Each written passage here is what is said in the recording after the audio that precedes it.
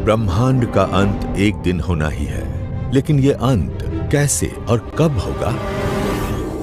यही जानने के लिए तो मैं कॉस्मोलॉजिस्ट बना। मैं ये सबसे पहले जानना चाहता था कि ये ब्रह्मांड कैसे खत्म होगा।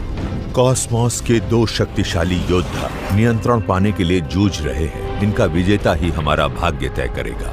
रस्साकशी जारी है कॉस्मोस को सिकोड़ने वाली ग्रेविटी और स्पेस और समय के विस्तार के बीच। तो क्या जीत ग्रेविटी की होगी? ब्रह्मांड पहले से और ज्यादा छोटा और ज्यादा गर्म होता जाएगा, या फिर फैलाव का पलड़ा भारी रहेगा? यहाँ तक कि एटम के इर्द गिर्द मौजूद इलेक्ट्रॉन भी उखड़ जाएंगे। अंत नजदीक है और ये आपके अंदाजे से कहीं ज्यादा करीब हो सकता है।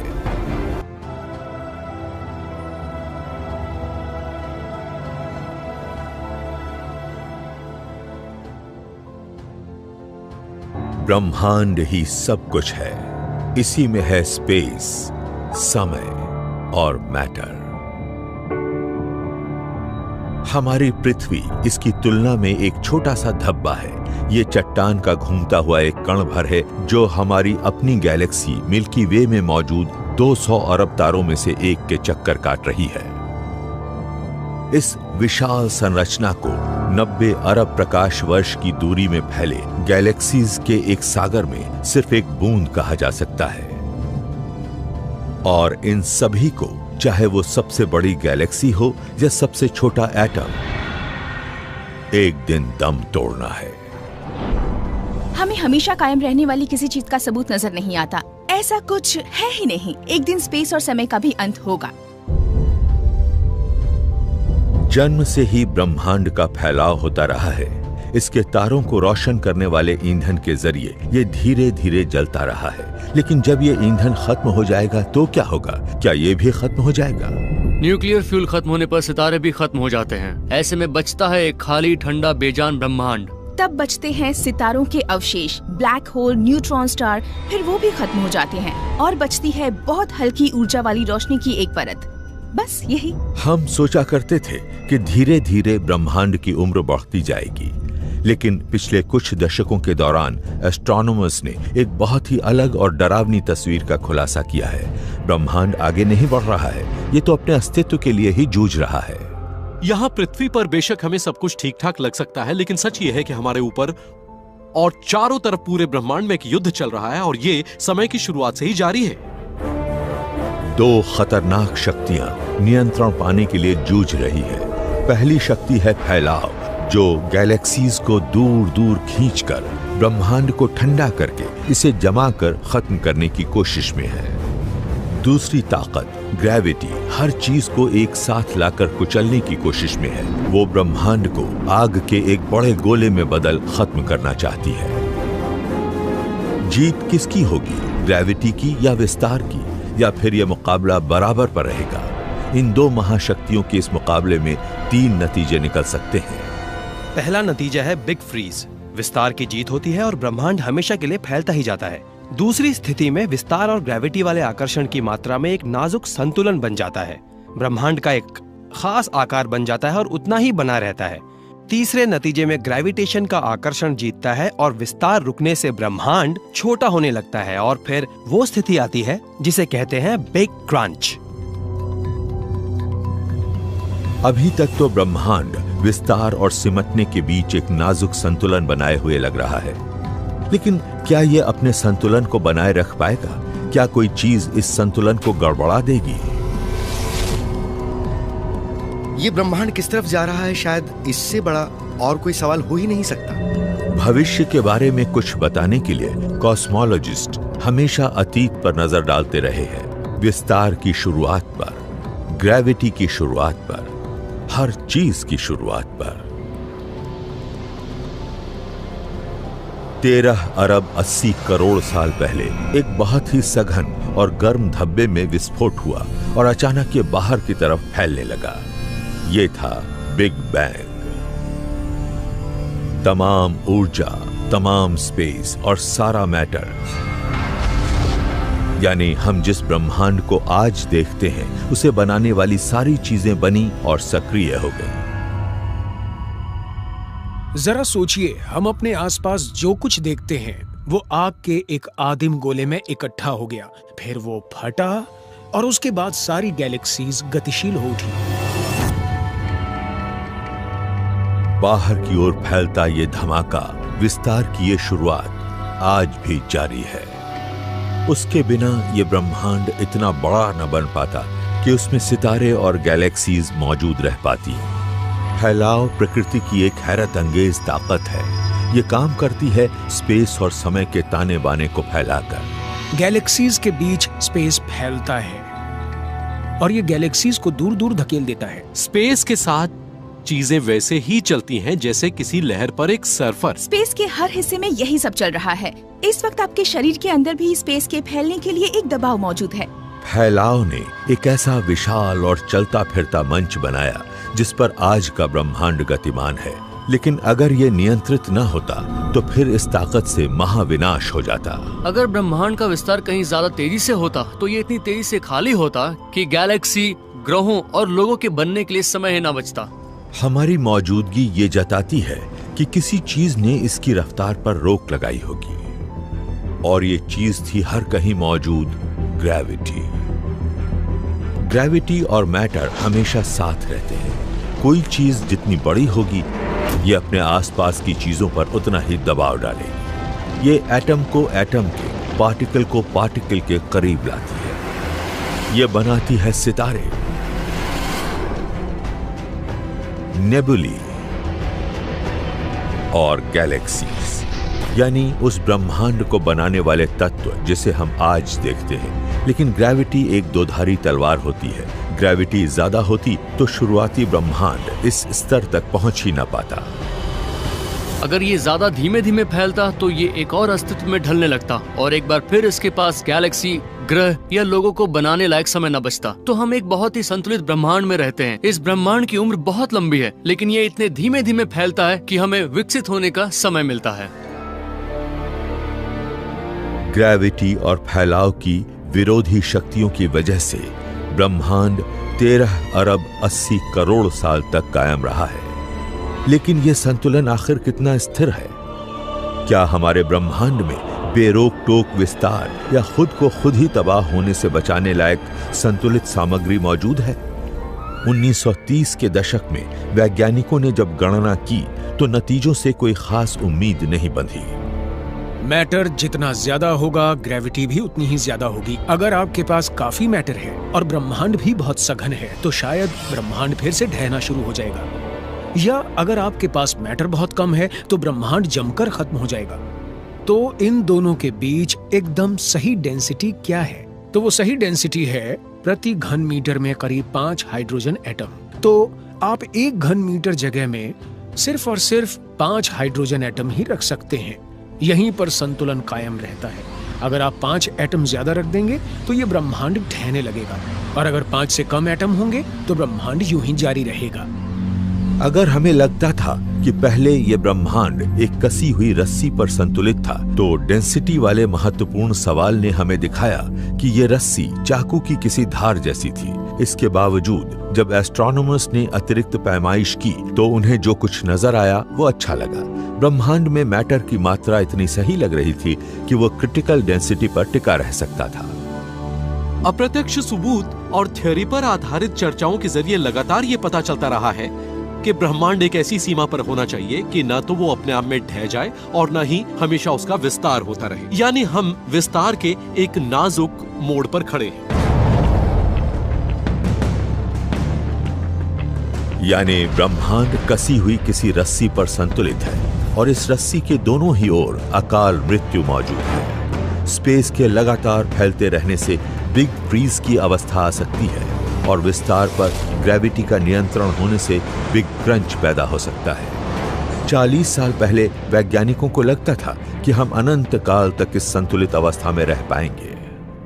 लेकिन अब हालात बहुत ज्यादा बदल गए हैं, क्योंकि हमने कुछ ऐसा खोज लिया है जिसके बारे में हमें करीब 40 साल पहले पता नहीं था। 1980 के दशक में एस्ट्रोनॉमर्स हैरान रह गए। टेलीस्कोपों को नजर न आने वाला बहुत बड़े आकार का अज्ञात मैटर अंतरिक्ष में मौजूद था और इसका आकार अंश मात्र नहीं बल्कि 5 गुना ज्यादा था। हम सोचा करते थे कि ग्रेविटी नजर आने वाले सितारों और चीजों से पैदा होती है, बात खत्म। लेकिन अब हम समझ गए हैं कि ये तस्वीर सही नहीं है। एस्ट्रोनॉमर्स ने ये खोज की और उन्होंने हमारे ब्रह्मांड की सटीक फितरत का अध्ययन किया। सूर्य की जबरदस्त ग्रेविटी पृथ्वी और बाकी तमाम ग्रहों को एक गोल घेरे में एक नाजुक नृत्य कराती रहती है। सूर्य का मास इन परिधियों की रफ्तार को नियंत्रित करता है। अगर सूर्य ज्यादा बड़ा होता तो ग्रहों की परिक्रमा की गति भी ज्यादा तेज होती। अगर सूर्य छोटा होता तो ग्रहों को इसकी परिक्रमा करने में ज्यादा समय लगता। गैलेक्सीज भी बिल्कुल घड़ी की तरह चलती हैं। बीच वाला विशाल मास बाहरी सितारों को गोल ग्रह जैसे ऑर्बिट्स में खींचता है। 1980 के दशक में एस्ट्रोनॉमर्स ने गैलेक्सी की इन कक्षाओं की सटीक पैमाइश की और नतीजों ने सब कुछ बदल कर रख दिया। गैलेक्सीज बहुत तेजी से घूम रही थी, कुछ ज्यादा ही रफ्तार से, यहां तक कि उनके केंद्र में जो विशाल ब्लैक होल थे उनके मास का 9/10वां हिस्सा गायब था। गैलेक्सी को तो टूटकर बिखर जाना चाहिए था और पृथ्वी को अरबों साल पहले इंटरगैलेक्टिक स्पेस में पहुंच जाना चाहिए था। हमारी मिल्की वे गैलेक्सी होनी ही नहीं चाहिए थी, लेकिन हमारा ब्रह्मांड गैलेक्सीज से भरा पड़ा है। ग्रेविटी का कोई बड़ा और अतिरिक्त स्रोत शायद गैलेक्सीज को एक साथ थामे हुए है, लेकिन एस्ट्रोनॉमर अपने टेलीस्कोपों का मुंह किधर भी कर दें उन्हें कुछ नहीं दिखता, न कोई चमक न कोई छाया। ये नई चीज जो भी है ना तो ये प्रकाश छोड़ती है, ना रिफ्लेक्ट करती है और ना उसे रोकती है। वैज्ञानिक इसे कहते हैं डार्क मैटर। हमने ये सीखा है कि ब्रह्मांड में मौजूद ज्यादातर मैटर कोई आम चीज नहीं है। ये एटम नहीं है, ये ऐसे पार्टिकल नहीं है जिन्हें हमने पृथ्वी पर प्रयोग करके हाल में ही ढूंढा है। ये नए किस्म के पार्टिकल हैं जिन्हें हम कहते हैं डार्क मैटर। ब्रह्मांड इस डार्क मैटर से भरा पड़ा है। सामान्य मैटर के मुकाबले इसकी मात्रा 5 गुनी है। पूरे कॉस्मोस में विशाल फिलामेंट फैले हुए हैं। चमकदार गैलेक्सीज वहां इकट्ठा होती हैं जहां डार्क मैटर सबसे घना होता है। डार्क मैटर असल में इस चीज को तय करता है कि ब्रह्मांड में मैटर का जो रूप है वो क्या होना चाहिए, ये कहां जाता है, ये क्या करता है। यानी डार्क मैटर के जरिए ही तय हुआ कि ब्रह्मांड का विकास कैसे होगा। ऐसा लगता है कि बिग बैंग के बाद सबसे पहले डार्क मैटर कंडेंस हुआ एटम से पहले, और फिर डार्क मैटर के गुच्छे बनने लगे। इसके बाद इन गुच्छों की तरफ बाद में बनने वाले एटम आकर्षित हुए और इन्हीं से ही गैलेक्सीज बने। एक तरह से डार्क मैटर जैसे गर्भ है जिसमें से हमारी गैलेक्सी का जन्म होता। ब्लैक होल एक दूसरे के इर्द गिर्द एक विनाशकारी नृत्य करेंगे। तापमान भी लगातार तेजी से बढ़ते जाएंगे। मैटर, स्पेस और समय तब तक अंदर की तरफ फटेंगे जब तक ब्रह्मांड में मौजूद हर चीज कंप्रेस होकर असीमित मास, हीट और प्रेशर का एक छोटा सा धब्बा नहीं बन जाएंगे। बिग क्रंच के आखिरी चरणों में गैलेक्सीज आपस में टकराकर एक आदिम एटम बन जाएंगे और फिर जीवन कायम रहना असंभव हो जाएगा। यानी हम वहीं लौट जाएंगे जहां से शुरुआत हुई थी, बिग बैंग पर। हम जिस ब्रह्मांड में रहते हैं उसका वजूद खत्म हो जाएगा। लेकिन कुछ लोगों का मानना है कि बिग क्रंच से एक नई शुरुआत हो सकती है। हमें नहीं मालूम कि बिग क्रंच के खात्मे के समय क्या होगा, क्योंकि फिजिक्स के नियमों की सरहदें भी टूट सकती हैं। ये मुमकिन है और फलसफाई स्तर पर यह कल्पना करना बहुत खुशगवार है कि बिग क्रंच से दोबारा एक विस्तार की शुरुआत हो सकती है और एक ऐसा साइक्लिक यूनिवर्स पनप सकता है जो हमेशा बढ़ता ही जाएगा। शायद उस वक्त फिर से पैदा होगा एक और बिग बैंग। ये सोचा जा सकता है कि जब क्रंच के दौरान सब चीजें एक साथ आएंगी तो इसे एक गर्म, सघन और समान अवस्था की तरफ धकेलें तो कोई चीज इसे आगे बढ़ते रहने से रोकेगी। ऐसे में दूसरी तरफ से ये किसी बिग बैंग जैसा लगेगा, जैसे किसी ब्रह्मांड की रचना हुई हो। हमारा बिग बैंग किसी और को बिग क्रंच लग सकता है। लेकिन जब वैज्ञानिक डार्क मैटर के बिग क्रंच को समझने के करीब थे तो ब्रह्मांड ने उनके सामने एक और बड़ी चुनौती रख दी। कोई अनजान ताकत शायद हमें एक बिल्कुल ही अलग मौत की तरफ तेजी से धकेलती लग रही थी। मेरे पोस्ट डॉक्टरल स्कॉलर ने मुझे नतीजे दिखाए। मैं तो कुर्सी से गिरते गिरते बचा।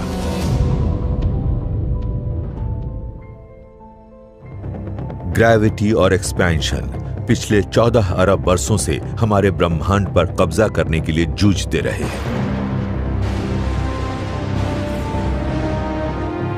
एक्सपेंशन यानी विस्तार इसे बाहर की तरफ धकेलता है और ग्रेविटी यानी गुरुत्व अंदर की तरफ। ग्रेविटी के पास डार्क मैटर था तो लग रहा था कि जीत इसी की होगी।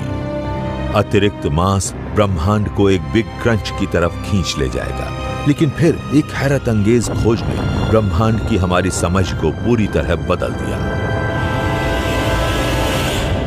सन 1990 के आसपास शोधकर्ताओं की 2 टीमों ने ब्रह्मांड के विस्तार के इतिहास को नापने का फैसला किया, ताकि ये तय हो कि कहीं इसकी रफ्तार इतनी धीमी तो नहीं हो रही है कि एक दिन इसे एक बिग क्रंच का सामना करना पड़े, या कहीं ऐसा तो नहीं कि ये हमेशा के लिए फैलता ही जाए। एस्ट्रोनॉमर एलेक्स फिलिपेंको एक टीम में थे और दूसरी टीम का नेतृत्व कर रहे थे सॉल परलमटर। हम समझ गए कि पहली बार ऐसा मुमकिन हो रहा है कि हम इस बात की सीधी पैमाइश कर सकते थे कि अतीत में ब्रह्मांड की रफ्तार कितनी धीमी हो रही थी। दोनों टीमें दूर दराज गैलेक्सीज की रफ्तार को नापना चाहती हैं, लेकिन क्योंकि ये गैलेक्सीज बेहद धूमिल और दूर दराज हैं, इसलिए ये थोड़ी चमकदार गैलेक्सीज ढूंढने लगे। पृथ्वी से अरबों प्रकाश वर्ष दूर एक तारे में विस्फोट हुआ। ये एक सुपरनोवा है। ये एक दम तोड़ते तारे की आखिरी सांसें हैं। ये सूर्य के मुकाबले 5 अरब गुना ज्यादा तेजी से चमकता है, बेहद थोड़े समय के लिए। ऐसे में परलमटर और फिलिपेंको के पास ये नापने के लिए 1 या 2 हफ्ते का समय ही था कि ये जिस गैलेक्सी में है, हमसे दूर होते हुए भी उसकी रफ्तार कितनी धीमी हो रही है।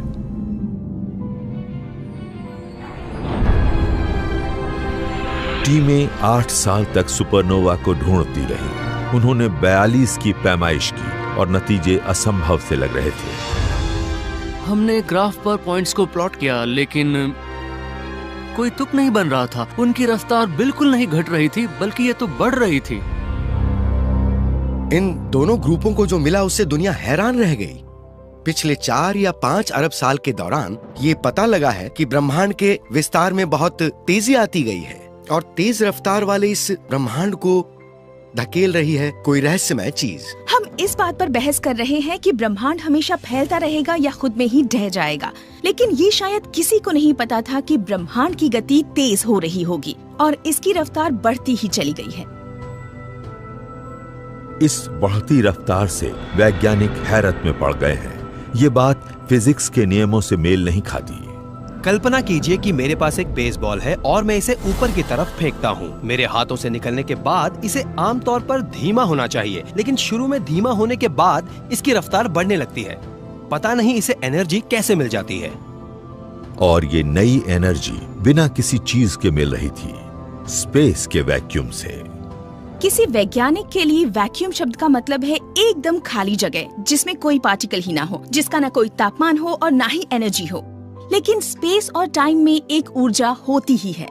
खाली जगह में एनर्जी होती है और ये एनर्जी एक ग्रेविटेशनल रिपल्शन पैदा करती है, एक तरह की एंटी ग्रेविटी पैदा करती है। ये बल क्या है या ये कैसे काम करता है, ये जाने बिना वैज्ञानिक बस इसे नाम ही दे सकते थे, और ये नाम था डार्क एनर्जी। हम इसे नाम दे सकते थे वी डोंट नो एनर्जी। हम इसे कुछ भी नाम दे सकते थे, लेकिन हमें मालूम नहीं था कि ये क्या है। और ये डार्क हो या ना हो, ये फिजिक्स में सबसे बड़ा रहस्य तो है।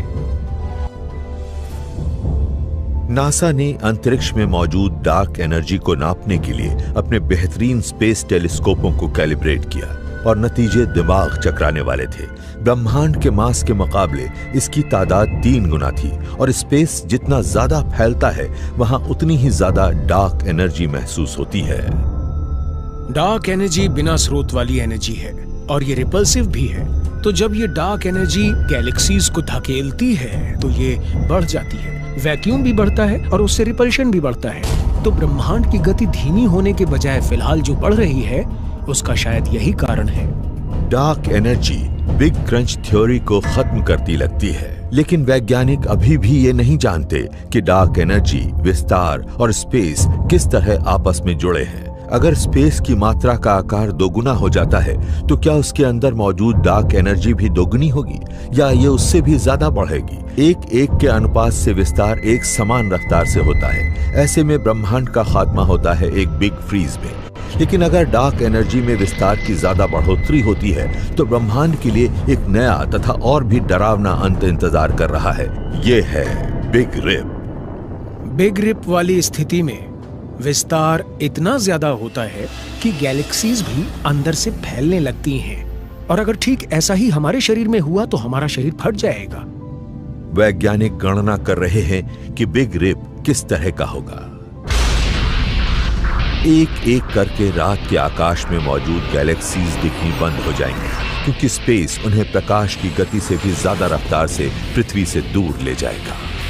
अंत से 6 करोड़ साल पहले डार्क एनर्जी ग्रेविटी पर पहले से कहीं ज्यादा छोटे स्तरों पर विजय पाती जाएगी। सबसे पहले गैलेक्सीज फटनी शुरू होंगी, फिर गैलेक्सीज के अंदरूनी हिस्से फटने लगेंगे और उसके बाद सोलर सिस्टम का भी यही हश्र होगा।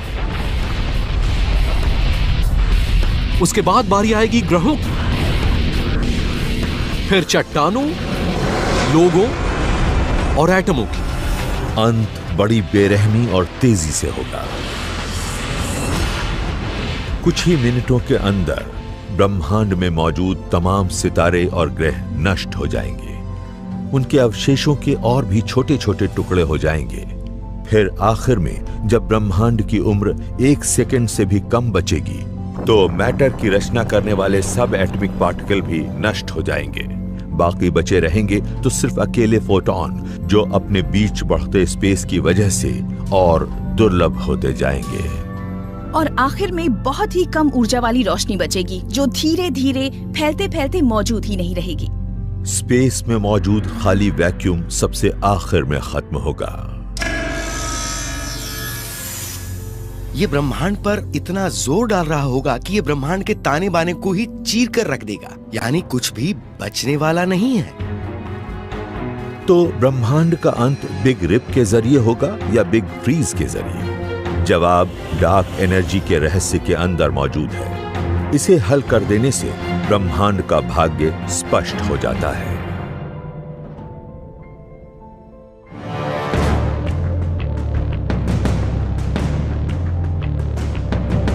ब्रह्मांड का अंत नजदीक आ रहा है, लेकिन यह अंत होगा कैसे? एक वक्त था जब इस सवाल का संभावित जवाब था बिग क्रंच। ब्रह्मांड में मौजूद डार्क मैटर यानी उसके अधिकतर अदृश्य अंश की वजह से स्पेस अपने अंदर ही ढह जाएगा। गैलेक्सीज आपस में टकराएंगी और सब ग्रह आपस में मिल जाएंगे। सब चीजें ज्यादा गर्म और ज्यादा सघन होती जाएंगी। ये ब्रह्मांड एक विशाल तारे जैसा है। डार्क एनर्जी की वजह से बिग क्रंच थ्योरी का वजूद खत्म हो गया। ये गैलेक्सीज के बीच स्पेस के विस्तार के लिए किसी रॉकेट के ईंधन की भूमिका निभाती है। ये एक ही जगह नहीं रहती, ये बाहर की तरफ धकेली जाती है। ऐसे में सिर्फ 2 संभावित स्थितियां ही बचती हैं, बिग रिप या बिग फ्रीज। ये दोनों ही डार्क एनर्जी पर निर्भर हैं। अगर किसी बिग रिप में ब्रह्मांड के टुकड़े होते हैं तो ऐसा भविष्य में डार्क एनर्जी के बेहिसाब बढ़ने से होगा। और बिग फ्रीज में डार्क एनर्जी में लगातार धीमे धीमे बढ़ोतरी चाहिए ताकि गैलेक्सीज एक दूसरे से दूर हों। हम अपने ब्रह्मांड का अंतिम अध्याय तब तक नहीं लिख सकते जब तक हम डार्क एनर्जी को नहीं समझते।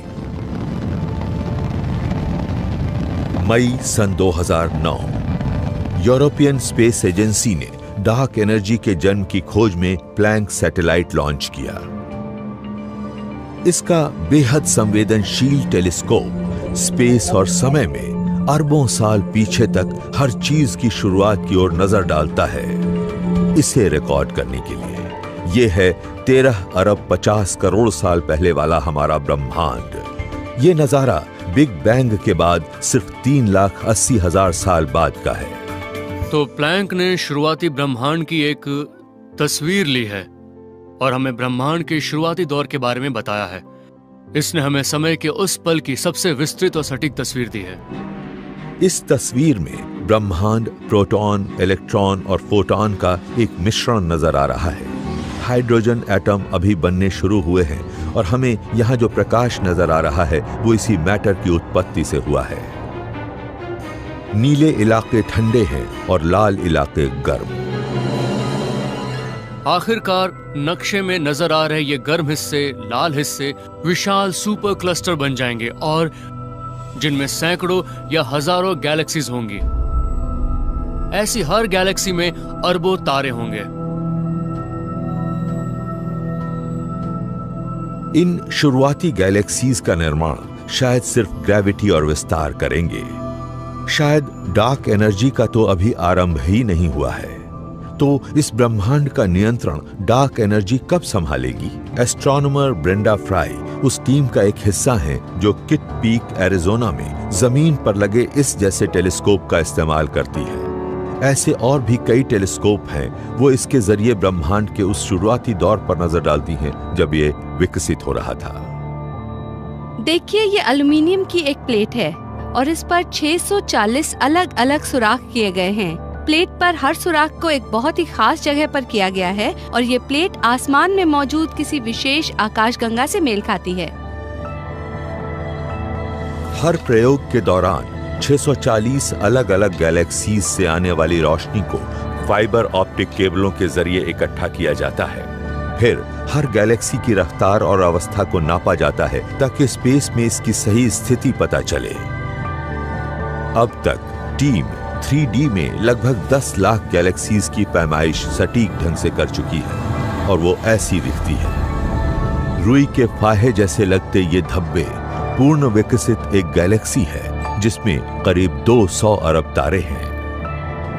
ये एक बहुत ही बुनियादी पैमाइश है और हमें लगता है कि इससे हम डार्क एनर्जी को अच्छी तरह से समझ पाएंगे। वैज्ञानिक इस किशोर ब्रह्मांड की तुलना इसके बचपन वाली तस्वीर से करते हैं। इसमें तब डार्क एनर्जी उभरती दिखती है जब ब्रह्मांड की उम्र आज के मुकाबले आधी थी।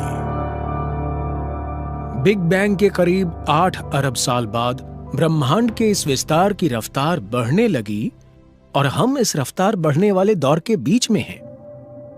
आंकड़ों से यह भी पता चलता है कि स्पेस के बढ़ने के साथ साथ डार्क एनर्जी भी बढ़ती जाती है। अगर आपके पास कोई बॉक्स हो और आप उसमें डार्क एनर्जी रखते हैं और उसके बाद उसका वजन करें, अब आप इस बॉक्स का आकार दुगना कर दें, इसे खोलें नहीं, इसके अंदर कुछ न रखें, इसका दोबारा वजन करें तो वजन दुगना निकलेगा। ये कमाल की बात हमें बताती है कि हम बिग रिप से तो शायद सुरक्षित रहेंगे। डार्क एनर्जी धीरे धीरे लगातार बढ़ती जाएगी। ब्रह्मांड एक बिग फ्रीज की दिशा में बढ़ रहा है। अब वैज्ञानिक आखिरकार इस ब्रह्मांड के अंत के समय की गणना कर सकते हैं।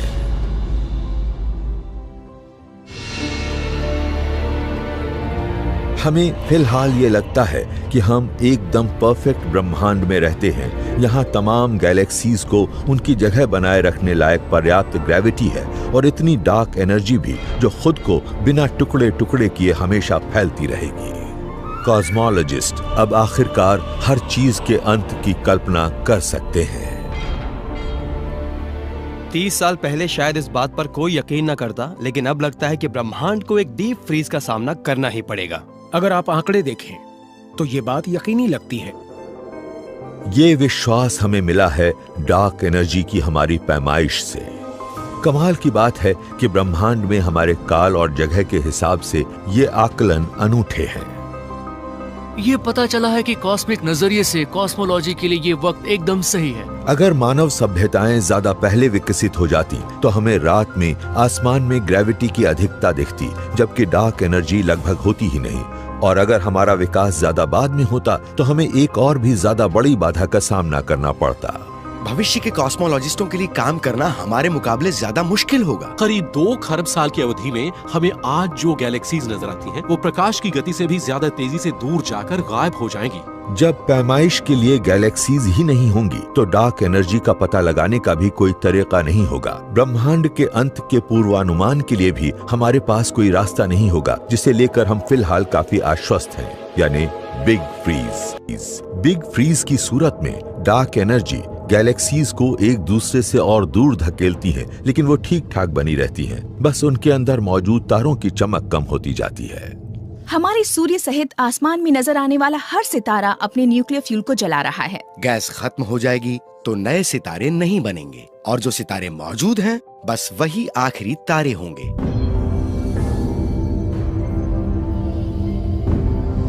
अब से 100 खरब साल बाद सबसे पहले सबसे बड़े सितारे ही गायब होंगे। बड़े तारे चमकदार होते हैं और उनका अंत धमाकेदार होता है। सितारे का कोर धंसते हुए एक सुपरनोवा को जन्म देता है। फिर ग्रेविटी दम तोड़ते तारे को कुचलकर उसे एक डेंस स्पॉट बना देती है। चमकदार तारा अब एक ब्लैक होल बन जाता है। उसके बाद बारी आती है हमारे सूर्य जैसे मंझोले आकार के तारों की। जब इसकी हाइड्रोजन खत्म होने लगती है तो आग के इस विशाल गोले का आकार अब के मुकाबले 200 गुना से भी ज्यादा हो जाता है।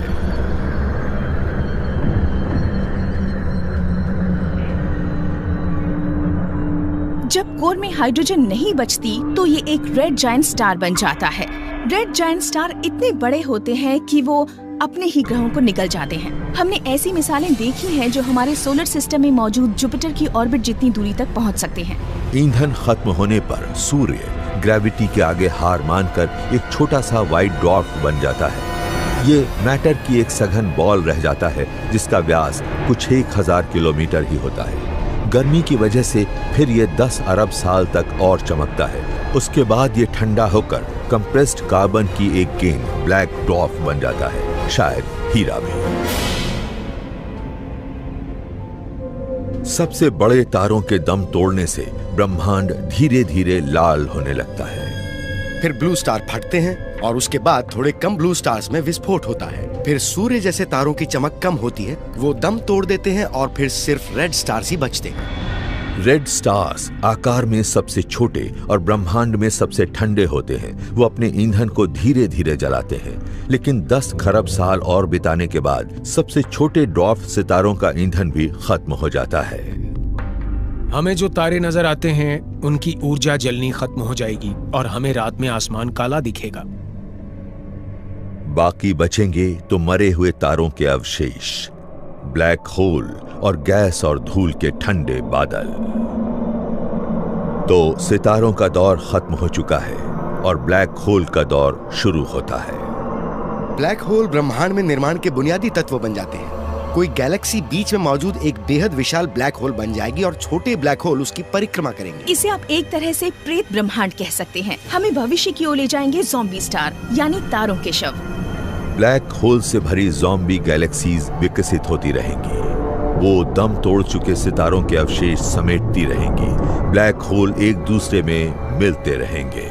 वो एक दूसरे को निगलते जाएंगे और ज्यादा बड़े होते जाएंगे। हो सकता है वो किसी बेहद विशाल ब्लैक होल में गिर जाएं और वो और बड़ा हो जाए। ब्रह्मांड अब भी एक रोमांचक और गतिशील जगह बनी रहेगी, लेकिन हम जिस टाइम स्केल की बात करते हैं वो अब हजारों या लाखों साल के बजाय शायद खरबों साल हो जाएगा।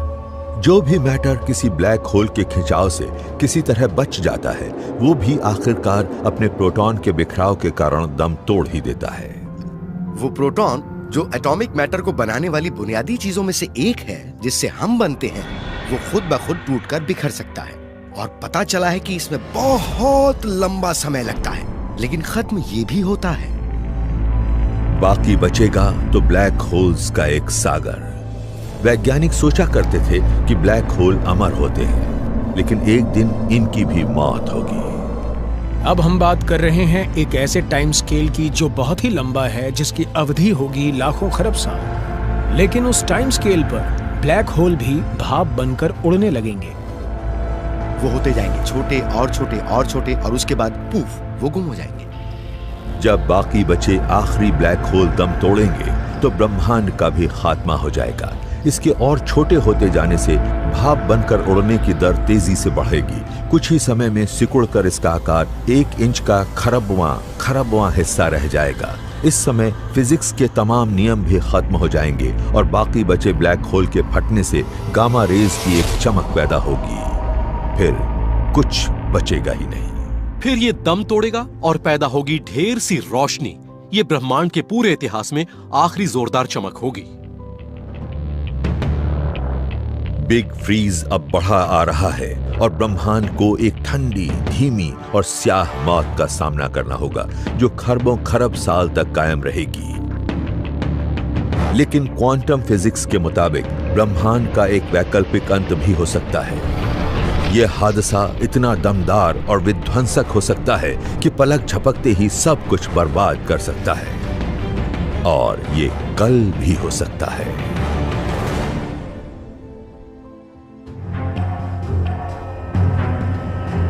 ब्रह्मांड का अंत करीब आ रहा है। डार्क एनर्जी गैलेक्सीज के बीच के स्पेस की गति तेज कर देती है और हम जो कुछ देखते हैं उसकी एक लंबी, सर्द और बेहद धीमी मौत होती है। ये तभी रुक सकती है जब इससे पहले कोई अजीब घटना हो जाए। फेज ट्रांजिशन कहा जाने वाला एक महाकाय अंधेरे में मंडरा रहा है और ये किसी भी पल स्पेस और समय के ताने बाने को खत्म कर सकता है। जब हम पानी को ठंडा करते हैं तो ये बर्फ बन जाता है। इसकी प्रॉपर्टी बदलती है। अगर आप पानी में रहते हो तो इसके बर्फ में बदल जाने से आपकी दुनिया भी एकदम बदल जाएगी। जब पानी की ऊर्जा खत्म हो जाती है तो ये रूप बदलकर बर्फ बन जाता है। एक बार पानी की एक बोतल रात भर कार में पड़ी रही। पानी अब भी तरल था, लेकिन जैसे ही मैंने उसे छुआ तो उसमें जो थोड़ी बहुत बर्फ जमी थी वो पिघल गई, पुफ, और बोतल फिर से भर गई। किसी नई चीज में इतनी तेजी से होने वाले बदलाव को कहते हैं फेज ट्रांजिशन। और अजीब बात यह है कि ऐसा ही खाली स्पेस के साथ भी हो सकता है। हमें ये समझ आया कि जिस वैक्यूम में हमारे हिसाब से कुछ नहीं होता, जिसे हम स्थिर मानते हैं, वैसा असल में है नहीं। ऐसा हो सकता है कि किसी खाली जगह पर जमा एनर्जी एक फेज ट्रांजिशन में बाहर निकलने का इंतजार कर रही हो। अगर ऐसा है तो फिजिक्स के नियम बदल जाएंगे। अगर स्पेस और समय के ताने बाने में अचानक कोई गड़बड़ हो जाए तो स्पेस में एक फेज ट्रांजिशन शुरू हो सकता है। ऐसे में नए ब्रह्मांड का एक छोटा सा बुलबुला फैलकर पुराने को अपने कब्जे में कर सकता है। हम जानते हैं कि ऐसा हो सकता है क्योंकि ये पहले भी हुआ है।